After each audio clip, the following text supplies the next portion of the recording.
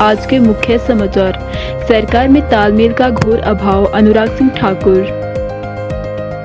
हिमाचल को मिल सकती है बड़ी राहत, मुख्यमंत्री सुक्खू। फरवरी में राशन डिपो में मिलेगा रिफाइंड तेल। घुमारवीं में परिवार रजिस्टर से छेड़छाड़ का मामला। राजीव भवन में एआईसीसी अनुसूचित जाति विभाग की महत्वपूर्ण बैठक। गेटी थिएटर में 2026 फुल एग्जीबिशन का भव्य आयोजन। हैंड पेंटिंग और लाइव स्केच बने पर्यटकों के आकर्षण का केंद्र। शिमला में सैलानियों की भारी आमद। अब समाचार विस्तार से। पूर्व केंद्रीय मंत्री एवं हमीरपुर लोकसभा क्षेत्र से सांसद अनुराग सिंह ठाकुर ने शुक्रवार को ऊना में पत्रकारों से बातचीत करते हुए हिमाचल प्रदेश की कांग्रेस सरकार पर तीखा हमला बोला। उन्होंने कहा कि प्रदेश में कांग्रेस का कुनबा पूरी तरह बिखरा हुआ है और सरकार में मंत्रियों, अधिकारियों व कर्मचारियों के बीच तालमेल का गंभीर अभाव दिखाई दे रहा है, जो हिमाचल के हित में नहीं है। अनुराग सिंह ठाकुर ने कहा कि कांग्रेस सरकार बनने के बाद से हर वर्ष प्रदेश किसी न किसी आपदा की चपेट में आया है, लेकिन सरकार राहत एवं बचाव कार्यों में पूरी तरह विफल साबित हुई है। प्रदेश की कानून व्यवस्था बदहाल है, लेकिन सरकार हाथ पे हाथ धरे बैठी है। उन्होंने कहा कि किसी भी सरकार के विकास का पहला पैमाना आपसी तालमेल होता है। जब सरकार, अधिकारी और कर्मचारी एक दिशा में काम करते हैं तभी जमीन पर विकास दिखाई देता है, लेकिन हिमाचल में स्थिति इसके ठीक उलट है। यहाँ तालमेल कम और तनाव अधिक नजर आ रहा है। अनुराग सिंह ठाकुर ने कहा कि मंत्रियों की आपसी लड़ाई, बेचैनी और तनाव के पीछे सरकार के गलत फैसले जिम्मेदार है। उन्होंने अधिकारियों को लेकर कहा कि यदि कोई अधिकारी प्रदेश हित में काम नहीं कर रहा है तो उसके खिलाफ कार्यवाही होनी चाहिए, चाहे वह बाहरी हो या प्रदेश का।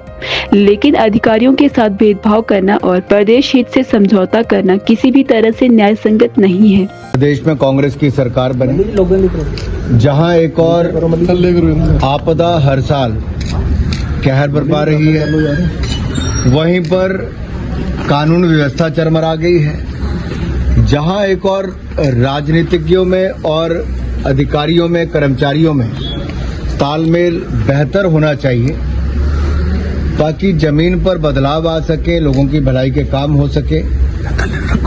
वो तालमेल कम, तनाव ज्यादा दिखता है और सरकार के कामकाज पर बड़े प्रश्न चिन्ह सरकार के ही मंत्री उठा रहे हैं। क्या ये तनाव एक बड़ी बिखरावट की ओर कांग्रेस को और इस सरकार को लेकर जाएगा? क्या ये तनाव प्रदेश के रुके कामकाज को और ठप करके दिखाएगा? क्या ये तनाव हिमाचल को और बड़े कर्ज में डुबाएगा? क्या ये तनाव मुख्यमंत्री और मंत्रियों के बीच में ऐसे ही बढ़ता जाएगा? ये तनाव इस कदर बढ़ गया है कि अब एक मंत्री सिस्टम पर सवाल खड़ा करता है, दूसरा मंत्री उसको काउंटर करता है, तीसरा मंत्री आकर पहले मंत्री की सपोर्ट करता है, मुख्यमंत्री जी का बयान कुछ और आता है। इतना बिखरा हुआ कुनबा आज तक किसी सरकार में नहीं दिखा और ये कहीं ना कहीं एक बड़े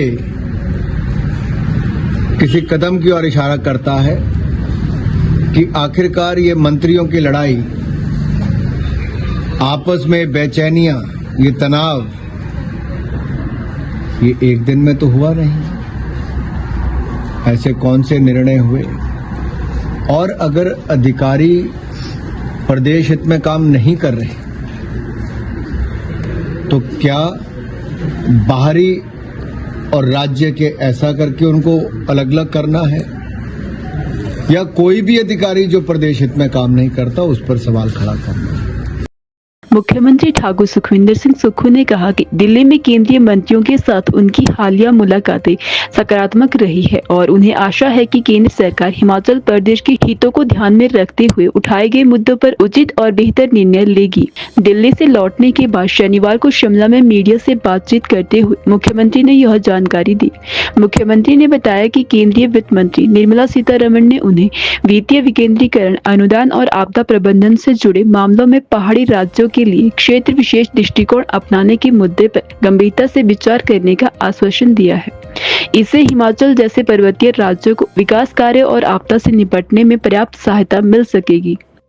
मुख्यमंत्री ने बताया कि न्यूजीलैंड सेब आयात से जुड़े मुद्दे पर केंद्रीय वाणिज्य मंत्री पीयूष गोयल ने सेब सीजन के दौरान आयात रोकने पर विचार का भरोसा दिया है। वहीं केंद्रीय विद्युत मंत्री मनोहर लाल खट्टर के साथ बैठक में बीबीएमबी से जुड़े मामलों और पावर कॉर्पोरेशन के एकीकृत कार्यालय के लिए एनओसी पर चर्चा हुई, जिस पर शीघ्र कार्यवाही का आश्वासन मिला। ये मैं दिल्ली में माननीय वित्त मंत्री से मिला। वित्त मंत्री जी से मैंने अनुरोध किया कि जो प्रदेश की 16 फाइनेंस कमीशन द्वारा अगर आरडीजी मिलनी है तो वो 5 वर्ष में इक्वल मिले। पिछली बार 15 फाइनेंस कमीशन ने 40,000 करोड़ रुपए के करीब आरडीजी दी। जब उन्होंने 40,000 करोड़ के करीब आरडीजी दी तो 20-21 में जब जयराम ठाकुर जी की सरकार थी तो 11,000 के करोड़ करीब आरडीजी मिली। 22-23 में वो 10,000 करोड़ होगी, 23-24 में 9,000 करोड़ होगी। मेरा ये मानना था कि मैंने उनसे बात की कि वो टेपरिंग ना हो। टेपरिंग का मतलब है कि एक वर्ष ज़्यादा मिल गई, फिर दूसरे वर्ष कम होगी, फिर तीसरे वर्ष कम होगी और चौथे वर्ष और कम होगी। हमने बोला उसको इक्वल रखा जाए।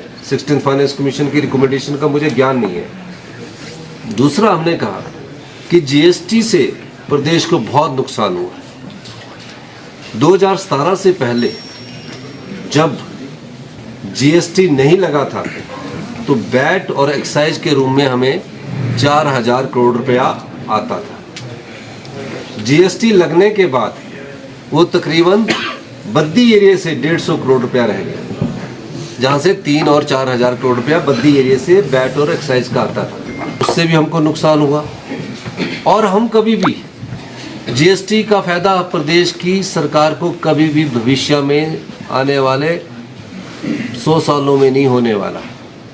ना हिमाचल प्रदेश को होने वाला है, ना ही नॉर्थ ईस्ट स्टेटों को होने वाला है, क्योंकि जीएसटी जो है वो कंज्यूमर बेस्ड है। जहाँ जनसंख्या ज़्यादा है, जहाँ कोई चीज़ खरीदेगा, अगर पैरासीटामोल बद्दी में बनती है, बद्दी में एशिया की 35% फार्मास्यूटिकल का हब है। जब जीएसटी नहीं था तो 3 से 4,000 करोड़ आता था, लेकिन जीएसटी लगने के बाद हम प्रोडक्शन स्टेट हो गए हैं, हम प्रोड्यूसर स्टेट हो गए हैं। पर जीएसटी लग कर रहा है, प्रोड्यूस तो हम कर रहे हैं। अगर पैरासीटामोल अगर वो वेस्ट बंगाल, महाराष्ट्र, यूपी में खरीदी जाती है, लोगों द्वारा खरीदी जाती है, तो जीएसटी तो वहाँ लगा। हिमाचल प्रदेश में जो जीएसटी उस समय लगेगा उस जितनी हमारी पॉपुलेशन खरीदेगी, तो हम कभी भी जीएसटी का हमको फायदा नहीं होगा। हमने सब बातों को गंभीरता से कहा। हमने कहा कि हिमाचल प्रदेश में हमने कोई राजनीतिक लाभ के लिए ऑफिस नहीं दिया। राजनीतिक लाभ के लिए देना होता तो मैं 2027 में विधानसभा के चुनाव होते तब देता, लेकिन मैंने ये कहा कि उसके कारण हमारी एडिशनल बोरिंग जो है 1600 करोड़ रुपए की बंद कर दी गई, वो जो एनपीएस के कारण हमको मिलती थी। उसको माननीय वित्त मंत्री ने कहा कि हम सहानुभूतिपूर्वक विचार करेंगे और इस मामले में हमने उनसे बात की है। दूसरा, हम सेब के इंपोर्ट को लेकर कल रात 9 बजे मैं पीयूष गोयल जी से मिला।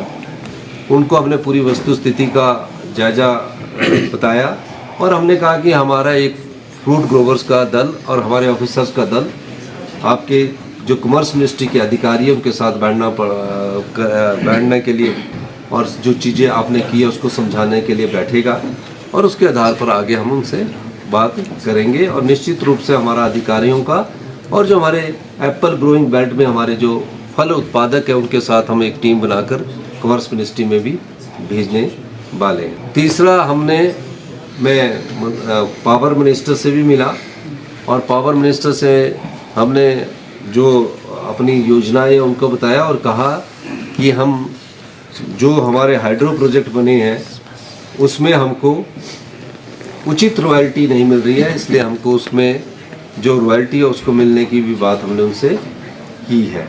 और उसके बाद नड्डा साहब से भी मिला, नड्डा साहब से भी मेरी बातचीत हुई है और नड्डा साहब से भी हमने बोला कि हम लोगों को हिमाचल के हित के लिए आप कहीं भी बोलेंगे हम उसके लिए चलने के लिए तैयार हैं। हिमाचल प्रदेश के राशन कार्ड धारकों को लंबे इंतजार के बाद फरवरी माह में रिफाइंड तेल मिलने की उम्मीद है। खाद्य आपूर्ति निगम ने रिफाइंड तेल की आपूर्ति के लिए टेंडर प्रक्रिया शुरू कर दी है। प्रदेश में सितंबर माह से राशन डिपों में रिफाइंड तेल उपलब्ध नहीं हो पा रहा था, जिससे उपभोक्ताओं को बाजार में महंगे दामों पर तेल खरीदना पड़ रहा था। अब फरवरी माह के राशन के साथ उपभोक्ताओं को 1 लीटर सरसों तेल और 1 लीटर रिफाइंड तेल दिए जाने की योजना है। प्रदेश में करीब 19.5 लाख राशन कार्ड धारक है, जिनमें राष्ट्रीय खाद्य सुरक्षा अधिनियम के तहत आने वाले पात्र परिवारों के साथ साथ अन्य श्रेणियों के उपभोक्ता भी शामिल है।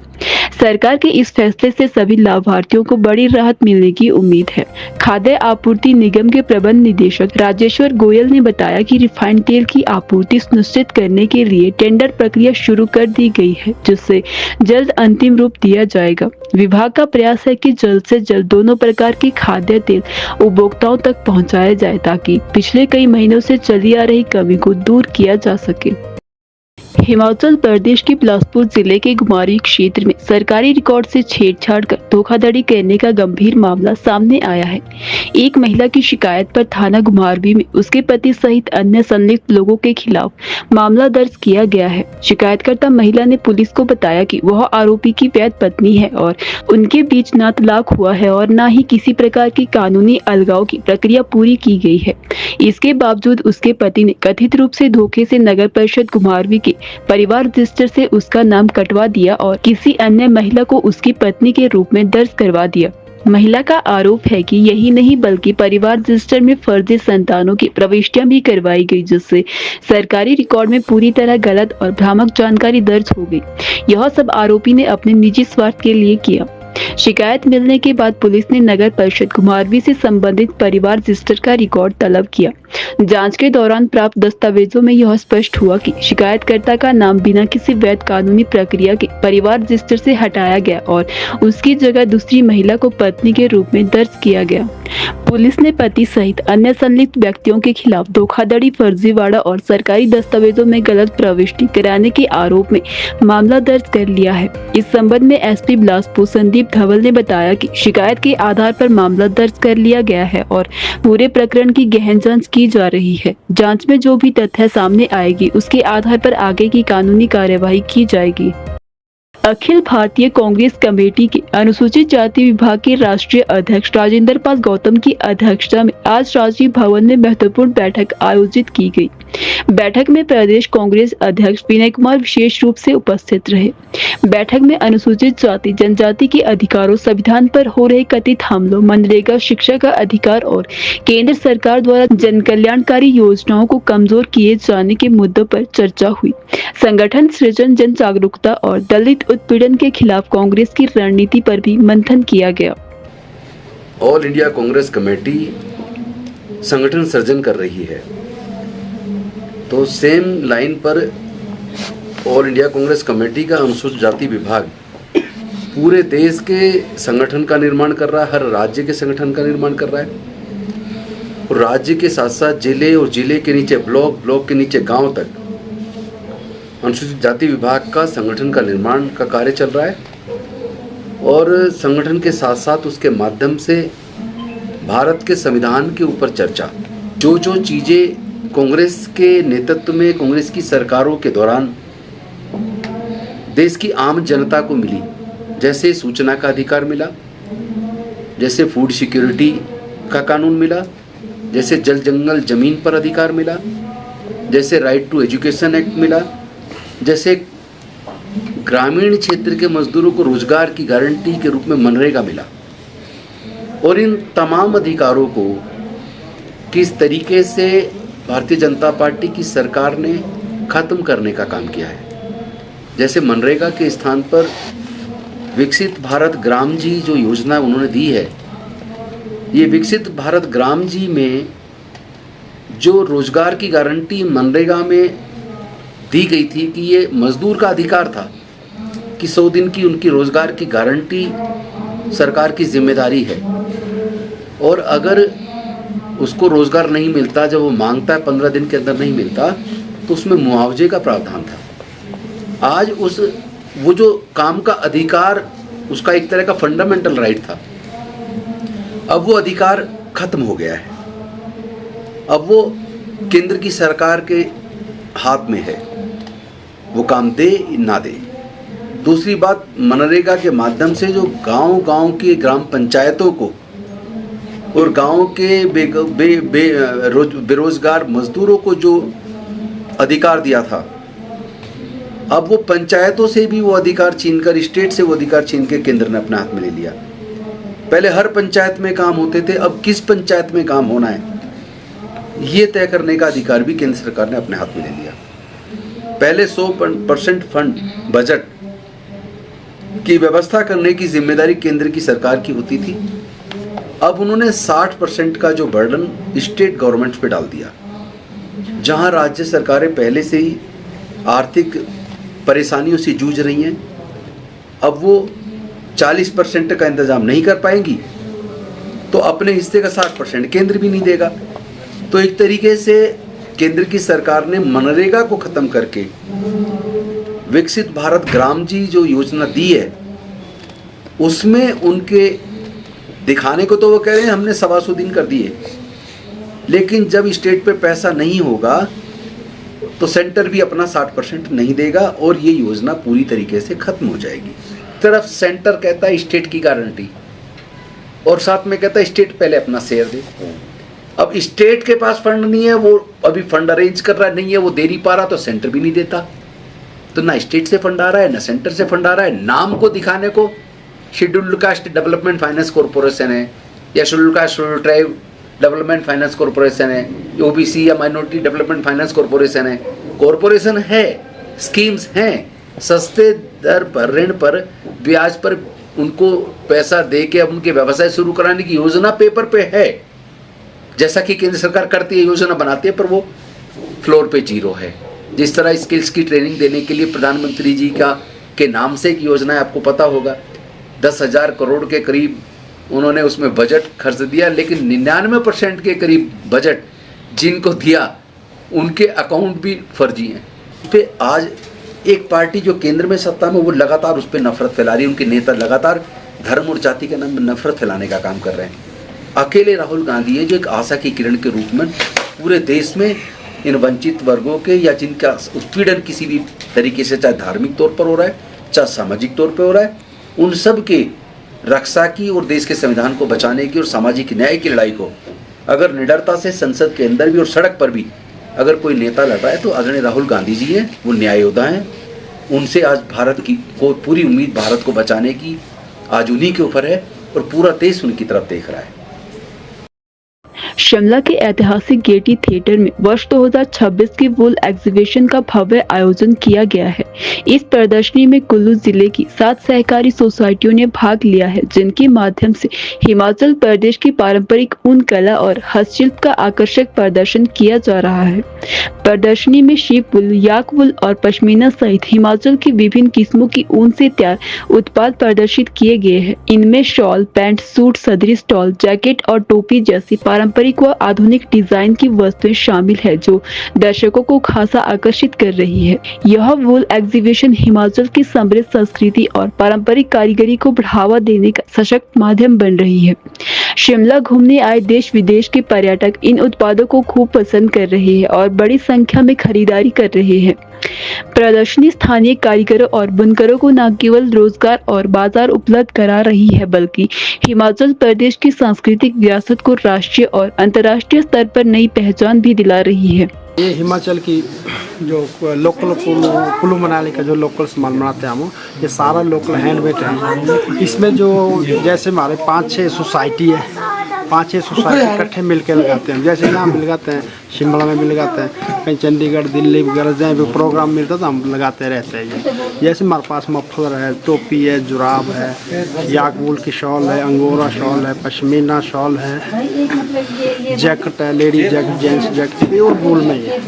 ऐसी में जैसे हम नए नए डिज़ाइन में बनाया हुआ है, सारा हैंडमेड के सामान है हमारे पास। तो नए नए डिजाइन बनाए, नए नए कलर बनाए हुए हैं। इसमें 7 सोसाइटी जुड़ी हुई है। 200 रुपये से स्टार्टिंग 20-25 हज़ार तक शॉल है हमारे पास। पर्यटन नगरी शिमला में इन दिनों हैंड पेंटिंग और लाइव स्केच पर्यटकों के लिए एक अनोखा आकर्षण बनकर उभरे है। यहाँ स्थानीय कलाकारों द्वारा मौके पर बैठकर बनाई जा रही स्केच और पेंटिंग न सिर्फ खूबसूरत है बल्कि यादों को संजोने का खास माध्यम भी बन रही है। पर्यटक फोटोग्राफी के साथ साथ अब अपनी लाइव तस्वीरें हाथ से बनवाने में भी खास रुचि दिखा रहे हैं। कई लोग पुरानी तस्वीरें देखकर वैसी ही कलाकृति तैयार करवा रहे हैं जो डिजिटल दौर में एक अलग तरह का शौक बनता जा रहा है। सामने बैठकर स्केच बनवाने के लिए धैर्य की जरूरत होती है, लेकिन इसके बावजूद कला प्रेमी इस अनुभव को खास मानते हुए समय निकाल रहे हैं। यह कला उस दौर की याद दिलाती है जब कैमरे आम नहीं थे और कलाकार अपने हुनर से लोगों की भावनाओं को तस्वीरों में उतार देते थे। शिमला में हैंड पेंटिंग और लाइव स्केच का यह चलन न केवल पारंपरिक कला और स्थानीय कलाकारों को संजीवनी दे रहा है बल्कि नई पीढ़ी को भी इस विरासत से जोड़ने का काम कर रहा है। मुझे बहुत अच्छा लग रहा है यहाँ पे उनके साथ में तस्वीर बनवाने में, और मैं पहली बार यहाँ पे आई हूँ उनके यहाँ बनवाने और मुझे बहुत अच्छा लग रही है। मैंने देखा था लेकिन अब मैं आज इनको देखा तो मैंने कहा कि मैं भी बनवा लूँ इनको तस्वीर अपनी। मुझे ये तस्वीर बनाना बहुत अच्छा लग रहा था और ये मेरा पहला अनुभव है। मैं यहाँ पे बैठ के शिमला में बैठ के यहाँ पे बनवा रही हूँ।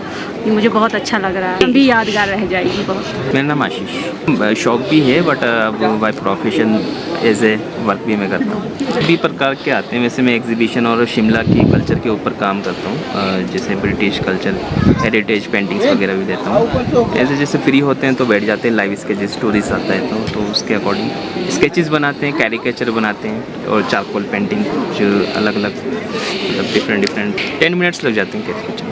मतलब सबका अलग अलग डिमांड रहता है। कोई चारकोल पेंटिंग बनवाना चाहते हैं, कोई डिटेल्ड में जो होता है डिटेल में तो कुछ ज़्यादा टाइम लग जाता है। फिर फोटोग्राफ्स दे जाते हैं तो वो बाय कोरियर या डिलीवरी ऑनलाइन भी हो जाता है। बट जिसको लाइव बनाना है लाइव भी बना देते हैं, जी ऑर्डर भी करते हैं जिसमें टाइम लगता है। जैसे बुजुर्गों की कोई फ़ोटो बनवाना चाहते हैं या कोई पिक्चर नहीं है आपके पास में, कोई पुरानी फ़ोटो है वो बनवाना चाहते हैं तो वो भी हम लोग बना करके दे देते हैं। पर्यटन नगरी शिमला में इन दिनों देश विदेश से आए पर्यटकों की भारी आमद देखने को मिल रही है।